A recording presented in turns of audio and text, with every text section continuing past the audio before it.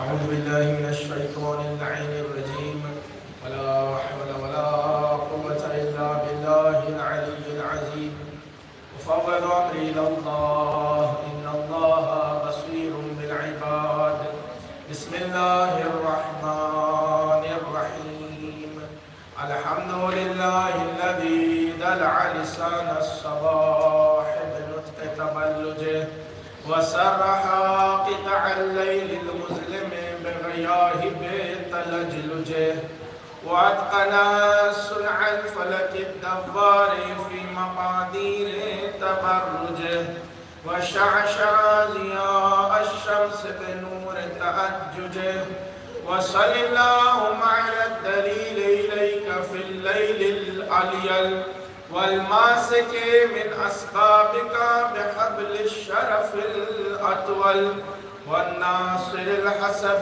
في ذروة القاهر الأعبل والثابت القدم على زحاليفها في الزمن الأول حبيبنا وطبيب نفوسنا أبي القاسم محمد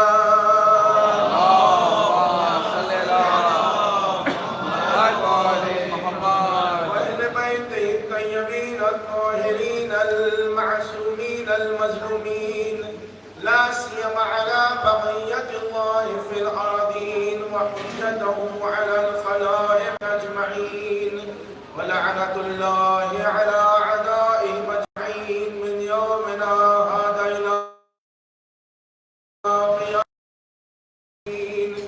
رب اشرح لي صدري ويسر لي أمري واحلل عقدة من لساني يفقهوا قولي أما بعد فقد قال الله تبارك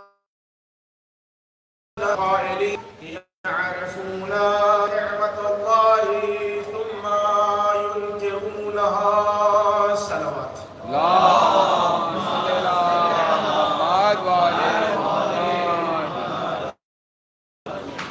Respected elders, dear brothers and sisters, I'm doing every day. Allow me to say a few words in English, then we will continue in Urdu, inshallah. We have been talking about benefits of fasting, wisdom and essence of fasting, and ultimately the topic was source of knowledge. If we gain knowledge, if we seek knowledge from its origin, then we will know purpose of all ibadat, we will know its essence. And we have been discussing there are three tools that Allah has given us to be successful. One is ibadat, being a servant, doing worship for Him. Another is ibtila, trials and tribulations in our life. And third one is the recognition, ma'rifat. Through these three tools, Allah is giving us an opportunity to get closer to Him and become successful. And all of these three categories require as a prerequisite to seek knowledge. If we seek knowledge, then our understanding becomes clear. If our understanding becomes clear, then we get recognition. Then we get ma'rifat. So last few days we have been talking about seeking knowledge for our ibadah. Today I want to start talking about ma'rifat. Ma'rifat itself, it's very easy to say in one word, but if we know someone by their name, parents' name, do we call, is that enough to be ma'rifat, or is it something else to be able to say that I have recognition of such and such person? Because if we ponder on this, it seems there is a difference between ma'lumat and ma'rifat. Information about the personality is ma'lumat. Whereas getting more deep knowledge about the personality, about Rasulullah, about Allah, about Imam of our time, about the fasting, about our ibadat, that takes us to the point which becomes the recognition of ibadat or recognition of Hujjatullah. That is the reason we see one of the important traditions from Rasulullah sallallahu alayhi wa sallam.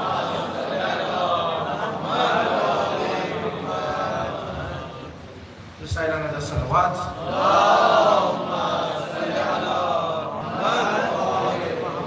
He said, "Man mata wa lam ya'rif imam zamanihi, mata mitatan jahiliyyah." The one who dies without recognition of Imam of the time dies the death of Jahiliyyah, as if before the time of Islam. That means Rasulullah is emphasizing that you need to seek knowledge to be able to gain ma'rifat, to be able to gain recognition of Imam of your time. And to gain the recognition, it is not enough just to know the date of birth, date of Shahada, parents' name, what does he like. It will be more to know about him. And what more to know about him? In one word, if we say, no, we should see to the extent that we know how our Imam would like us to live our life. Every moment of our life, whether he will like this action that I am doing or not. If we have our life the way Rasulullah has been guiding us, the way Imam of our time would like us to live our life, automatically it becomes from Jahiliyyah to man mata ala hubbi ala Muhammad faqad mata shahida. The one who dies on the ita'at and love of Ahlul Bayt died the death of being a martyr. Recite a salawat ala Muhammad.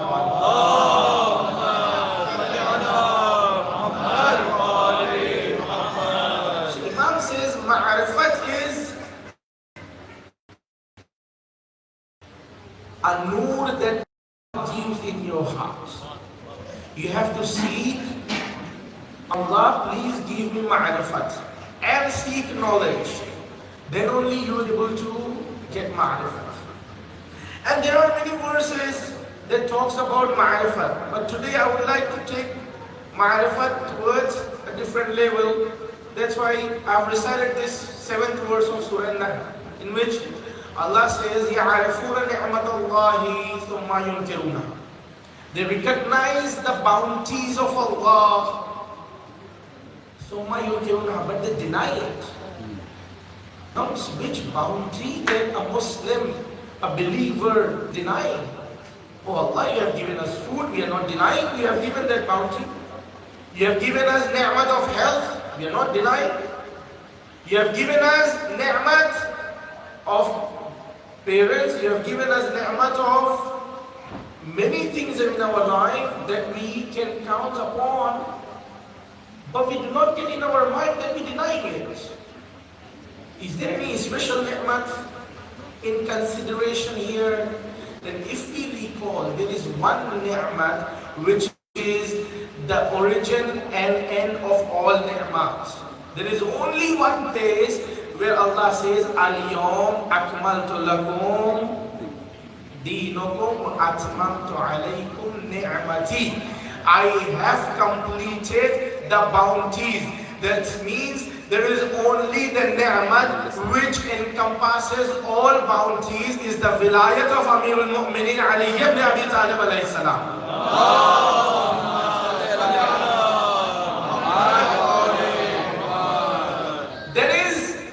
The special ni'mat without which no ni'mat will be counted as you have thanked for it. If anyone denies the ni'mat of wilayat of Amir al-Mu'mineen, that's considered, that's what it's referring. Now, in the same way, person came to 6th Imam Ja'far as-Sadiq alayhi salam,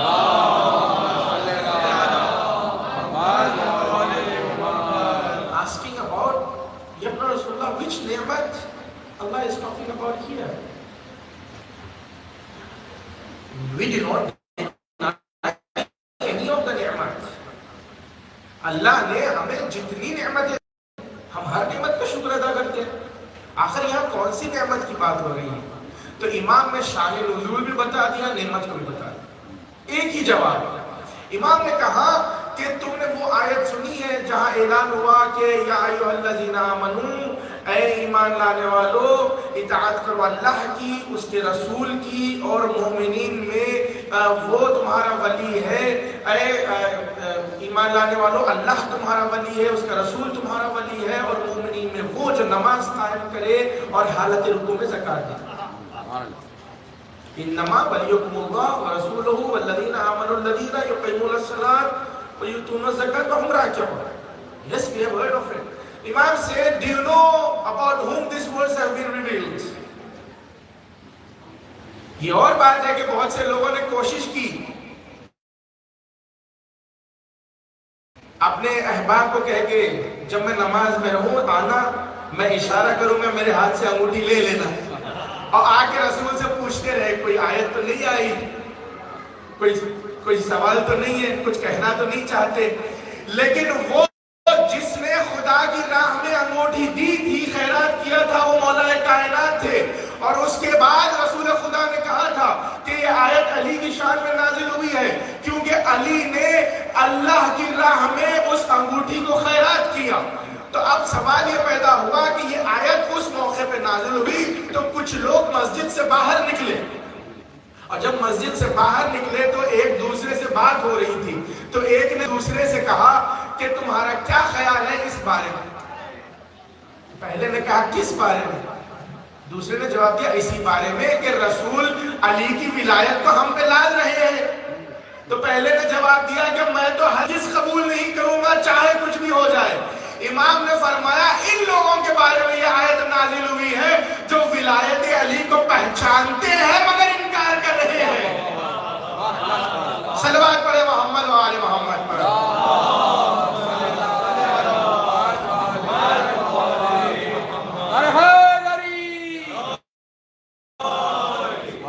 کیونکہ مقام ولایت علی ہر نعمت کا منبع و مرکز ہے۔ مقام ولایت، کیونکہ ہم زیارت میں پڑھتے ہیں اشہد انک بولایتک تقبل الاعمال، امام زمانہ کی ولایت کی وجہ سے اعمال قبول کیے جاتے ہیں، چاہے وہ پہلا علی ہو یا آخری علی ہو، ہر دور کا علی اس کی ولایت لازم ہے اعمال کی قبولیت کے لیے، نعمتوں کے انکار میں شمار نہیں ہونے کے لیے۔ اسی لیے پانچویں امام فرماتے ہیں کہ دین کی کامیابی کی کنجی اور صدر دروازہ پروردگار کی رضا اور اطاعت کے لیے صرف اور صرف اس میں پوشیدہ ہے کہ اپنے زمانے کے امام کی اطاعت کے ساتھ زندگی گزاری جائے۔ اسی لیے آگے بڑھ کے کہا ان اللہ جل جلالہ نصب علیا علما بینہ و بین الخلق، اللہ نے علی کو علم نشانی بنایا ہے اپنے اور اپنے مخلوق کے درمیان، اور جو کوئی ایمان لے آئے، جس کسی نے مان لیا وہ مومن ہے، اور جس کسی نے انکار کیا وہ کافر ہے۔ فرمایا یہی نہیں، جو انکار بھی نہیں کرے، جو ایمان بھی نہیں لائے لیکن اس کے بارے میں معلوم نہیں کرے، کہا وہ جاہل ہے اور گمراہی پہ ہے۔ صلوات پڑھے محمد و آل محمد پر۔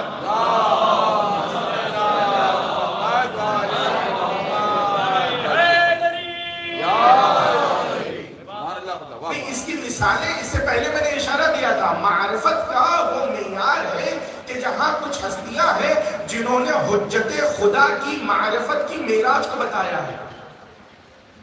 اس میں سے 2 دن پہلے میں آغاز کیا تھا، اسی سلسلے کو آگے بڑھاؤں کہ دیکھیں حضرت عباس نے جو خطبہ دیا ہے نا، وہ معرفت سے ایسا بھرپور خطبہ ہے کہ جس میں حجت خدا کی معرفت کا نچوڑ حضرت عباس نے بتایا۔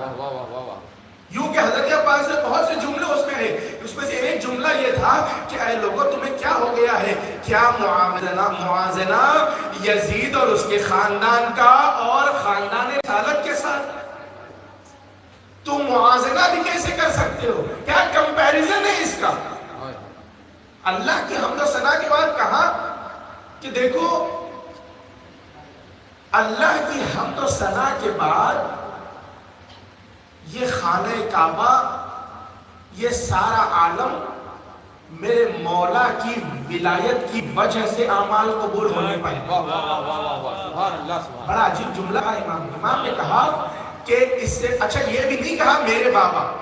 امام کے ایک ایک حرف اور جملے پہ جانے قربان جائے. کہا اس سے پہلے یہ پتھر کا مکان تھا, یہاں میرے مولا حسین کے بابا کی جب ولادت ہوئی تو یہ کعبہ قبلہ بن گیا. کہا ساری دنیا حجر اسود کو چومتی ہے, حجر اسود میرے مولا کے ہاتھوں کو چومتا ہے. تم کیا سمجھتے ہو حجت خدا کیا ہے؟ اور تم انہی پہ کعبے کا دروازہ, انہی کے خلاف سازشیں کر رہے ہو. کہا دیکھو اگر اللہ کی مصلحت نہ ہو اور میرے مولا کی مصلحت نہ ہو اور مخلوق کا امتحان لینا مقصد نہ ہو تو جہاں جہاں میرے مولا جائیں گے وہاں اپنے حاجیوں سمیت خانہ کعبہ حسین کے پیچھے چلا آئے گا.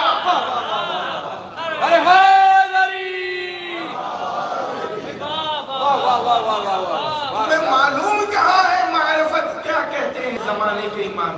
ان کی ولایت کی بنا پہ تمہارا حج قبول ہوگا, کیونکہ حج اور خانہ کعبہ جانتا ہے کہ حسین کی ولایت میں قبول ہونا ہے. جہاں جہاں حسین ہے وہاں وہاں چلا جائے. لیکن چونکہ امتحان مقصود ہے, کہا کہ میرے مولا کی مشیت اللہ کی مشیت ہے, وہ مشیت الہی کے بنا کچھ کرتے نہیں ہیں. اور یقین جانو جو میرے مولا کی مشیت ہے اور جو ان کا حکم ہے وہ میری اطاعت ہے.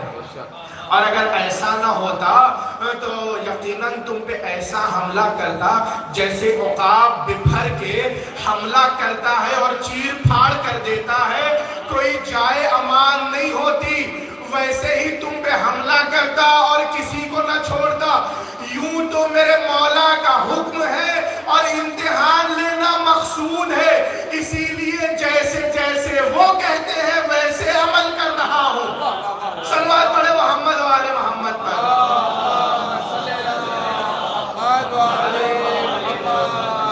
ارے حیدری, ارے صبری, ارے قیبری, محمد والے محمد. کیونکہ اگر اسم مل جاتا بھئی ایک نام ہی کافی ہے تعریف کرنے کے لیے. کیونکہ اندازہ لگائیں کہ جو ساری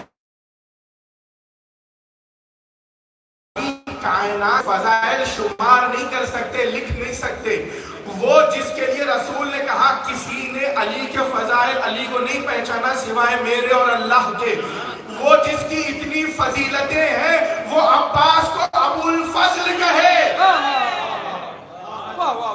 وہ جو مشکل کشا ہے اس کا بیٹا باب الحوائج ہے, وہ جو ایسا علمدار ہے جس نے پتھر پہ علم دین کا گاڑا ہے, تو عباس نے کہا بابا کی علمداری کی یوں نیابت کروں گا کہ پانی میں دین کا علم گاڑ دوں, قیامت تک دین کا علم یوں ہی پانی میں باقی رہے گا. صلوات پڑھے محمد والے محمد پر.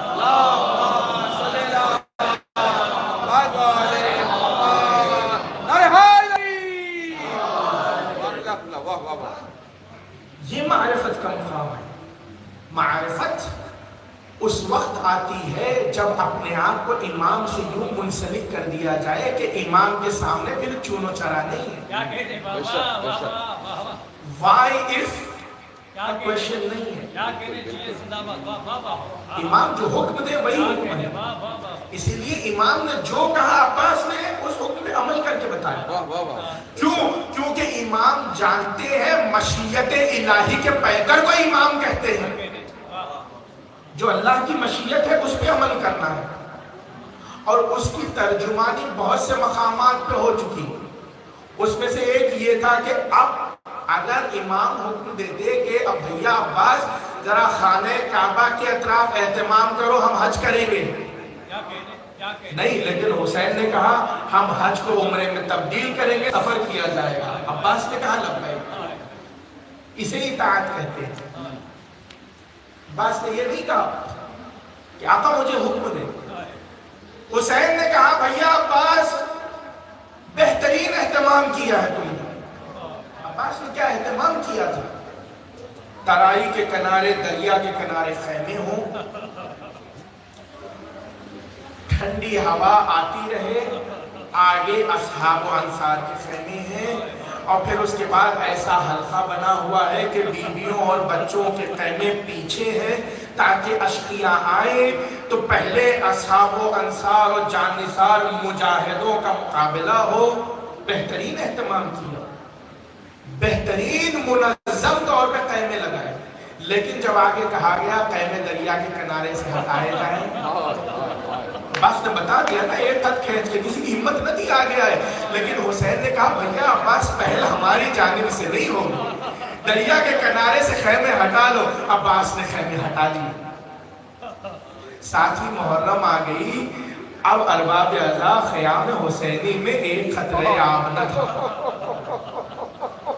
جو پیاس کا تذکرہ ہے نا ماہ رمضان میں بار بار کر کے اتنا ثواب ہے، کیونکہ انسان کو یہ امام کے مصائب کے حلقے سے قریب لے جاتا ہے، احساس کے اس مقام پہ کہ چھوٹے سے دل میں کچھ لمحوں کی پیاس کے بعد جب انسان یہ محسوس کرتا ہے تو وہ امام جس کی زبان پہ پیاس سے اتنی خوش ہو گئی ہے کہ کانٹے پڑ گئے ہو،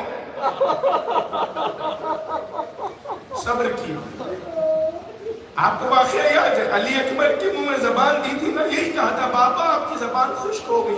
ارباب اعضاء کربلا کے میدان میں یوں تو بہت سے مصائب ہیں، لیکن ان مصائب کے درمیان بیویوں اور بچوں نے دو ہستیاں ہیں جن کو بڑی مشکل سے رخصت کیا ہے۔ ارباب اعضاء بہت سے مقاتل سید ابن طاووس بھی یہی لکھتے ہیں، دو رخصتیاں جو ہیں نا کربلا کے میدان میں وہ بڑی مشکل سے ہو رہی تھی، بار بار خیمے کا پردہ اٹھتا تھا اور گرتا جاتا تھا، ایسے محسوس ہوتا تھا جیسے کسی بڑے گھر سے جوان کا جنازہ نکل رہا ہو۔ ارے ایک رخصتی وہ تھی جب علی اکبر شبیہ رسول بن کے رسول کا امامہ پہن کے رخصت ہو رہے تھے، بچے اور بیویاں صفے بنا کے کھڑی ہو گئی تھی، عجب نہیں بچے دامن تھام لیتے ہوں گے، ارے علی اکبر میں رخصت ہو۔ ابھی آپ نے مرثیہ میں سنا امام حسین پر کیا گزری۔ ارباب اعضاء الفاظ میں طاقت نہیں ہے کہ حسین پہ کیا گزری بیان کر سکے، لیکن ایک جملے میں یہی کہا کہ جوان بیٹا ضعیف عینک چشم حسین ہے نا، تو حسین کا عالم کیا ہوا، گرتے جاتے تھے اٹھتے جاتے تھے، کہتے تھے این این ولدی علی، بیٹا تمہارے جانے سے ضعیف باپ کی آنکھوں سے روشنی چلی گئی، نظر نہیں آتا، میدان میں کہاں تلاش کروں۔ لیکن اب یہی حسین ہے، جب دوسری رخصتی کا عالم تھا نا، اسی حسین نے جب کمر ہمت باندھی اور اپنی آواز کو بلند کیا، کہا السلام علیکم یا زینب ام کلثوم یا امت فضہ یا رقیہ علیکم منی السلام، اے زینب ام کلثوم، اے ماں کی کنیز فضہ، اے حسین کے اہل حرم حسین کا سلام۔ اب جو یہ سلام بلند ہوا نا، زینب سمجھ گئی کہ رخصت آخر ہے، ایک مرتبہ بھائی کو بلایا، کہا بھیا ذرا بیٹھ جائیں۔ اب امام حسین بیٹھ گئے تو کہا فضہ ذرا صندوق سے وہ پیراہن تو لے کے آنا۔ فضہ پیراہن لے کے آئی، زینب نے حسین کو پیراہن دیا، کہا بھیا اماں نے اپنے ہاتھوں سے سیا تھا اور کہا تھا زینب جب حسین کا آخری سلام ہو، ارے یہ پیراہن حسین۔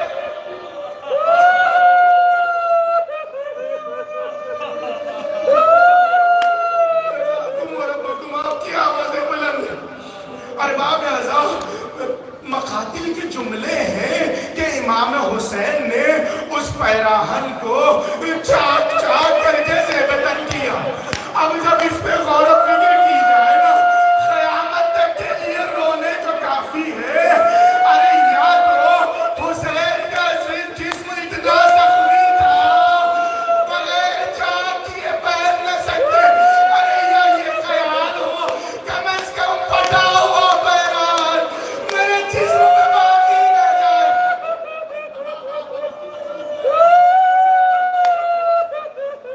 لیکن مسائل یہاں ختم نہیں ہوئے، ایک آخری جملہ اور آپ کی زحمت تمام ہے۔ حسین کو بھی وصیت پہ عمل کرنا تھا نا۔ ایک مرتبہ آپ حسین اٹھ کے کھڑے ہوئے، اپنی بہن کو بٹھا دیا، کہا بہن ذرا بیٹھ جاؤ۔ جب بہن بیٹھ گئی، صبر کی تلقین بھی کرنا ہے، وصیت بھی کرنا ہے نا۔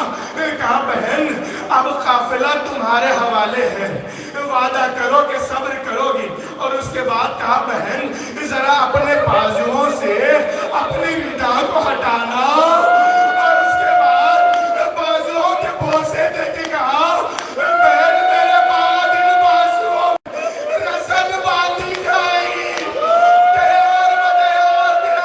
ارے جب تک عباس موجود تھے ممکن نہ تھا کسی کی کہ زینب کے بازو میں رسل، مگر اب عباس بھی نہیں ہے، حسین بھی رخصت ہو۔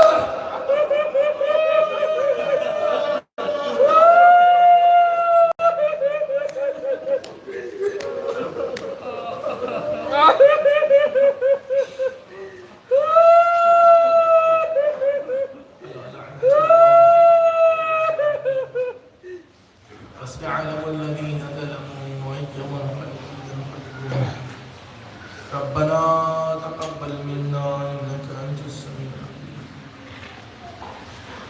آپ حضرات سے دوبارہ گزارش ہے کہ ایک مرتبہ سورہ حمد اور 3 مرتبہ سورہ اخلاص پڑھ کے یاد فرمانے محمد مرتضیٰ حسین مرحوم اور شمیم یوسف مرحومہ کو، اور جملہ مرحوم مومنات بالخصوص حاضرین کے تمام رشتہ دار مرحومین اور انقلاب سوسائٹی کے جتنے والنٹیئرز ہیں، جتنے متظمین ہیں، ان کے تمام رشتہ دار مرحومین کے لیے پرابلم ساتھ۔